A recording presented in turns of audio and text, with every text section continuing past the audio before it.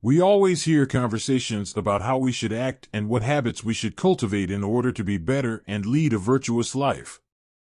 However, we rarely talk about the habits that we already have and that are totally negative for our lives. Epictetus expressed that there are two vices that are much darker and more serious than the others, the lack of persistence and the lack of self-control. Epictetus knew that the key to a correct life is to persist. Persisting means never giving up trying and doing the right thing, even when we don't feel motivated. This implies developing new ways of acting that make us better, and creating good habits is not easy, so we must be persistent. The other key is to resist. Resisting means avoiding temptations and harmful habits that destroy us. Dominate our mind to avoid negative emotions or put an end to everything that prevents us from reaching our goals. On this channel, there are several videos talking about good historical habits, but I haven't talked about things to avoid yet. What habits and customs of our day-to-day resist? Now is the perfect time to start eliminating from your life everything that makes you worse, avoiding negative emotions that distract you, or putting an end to everything that prevents you from reaching your goals. Before I start, I would appreciate it if you like the video, as it helps me bring this philosophy to more people. If you don't want to miss any video, subscribe to the channel and turn on notifications. Seneca thought a lot about the length of life and came to the conclusion that many of us don't really live, we just exist.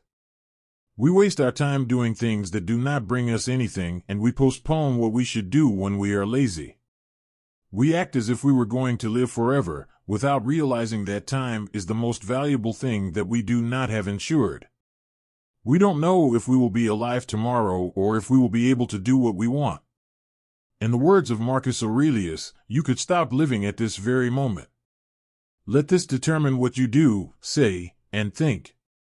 This reflection on time makes you not waste it and value it as it deserves. The first step to leading a good life is to start taking the time we have seriously. Stop clinging to things. Stop getting emotionally attached to things. The Stoics believed that we needed to learn to let go, not just physically, but emotionally as well. If you made a mistake in your life, don't torment yourself about it.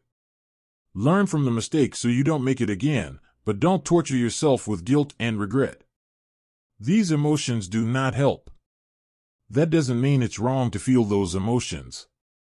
They help us understand that we acted in the wrong way, but once we have understood and learned from the situation, we must not allow those emotions to continue to torment us.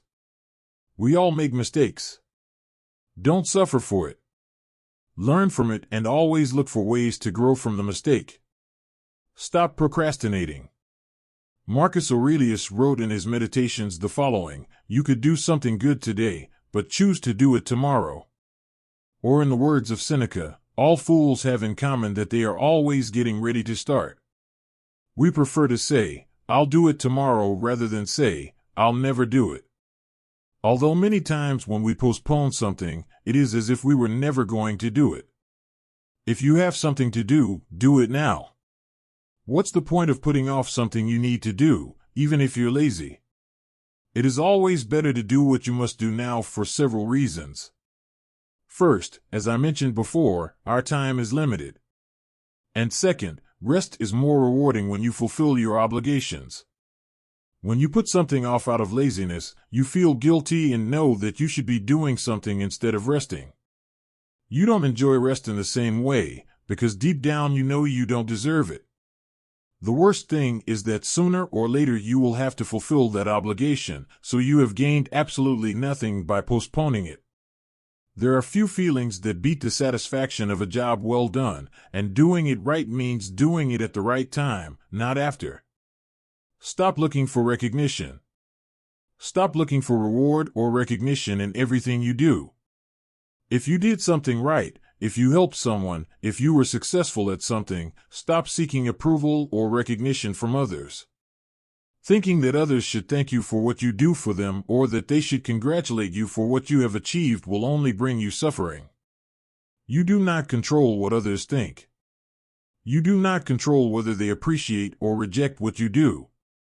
You only control your actions. Let the end of an action be the action itself, not the recognition. If you do something, do it because it makes you happy or because you think it's the right thing to do.